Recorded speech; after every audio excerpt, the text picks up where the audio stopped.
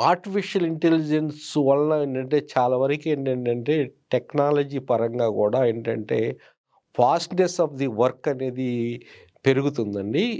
Completion of the work గూడా పెరుగుతుంది. Targets అనేది ఇంకా ఎక్కువ ఉండబోతుంది. బాగా skill levels of the people అనేది పెరుగుతాయండి డెఫినిట్‌గా.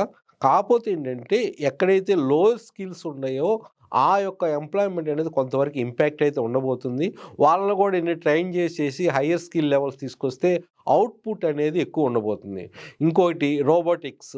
రోబోటిక్స్ వల్ల గూడా చాలా వరకి మనుషులు చేయలేని పనులు రోబోటిక్ చేస్తాయి కాబట్టి చాలా వరకు ఆటోమేషను, అడ్వాన్స్డ్ టెక్నాలజీ ఉపయోగించేసి వాటిని హాస్పిటల్స్‌లో గాని, ఆపరేషన్స్‌లో గాని ఎక్కడైతే women people cannot go like మైనింగ్స్‌లో కూడా ఉపయోగించడానికి అవకాశం ఉంది.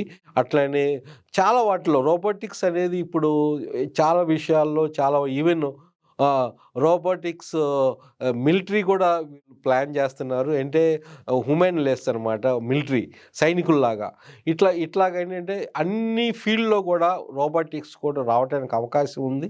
We are in the still primitive stage.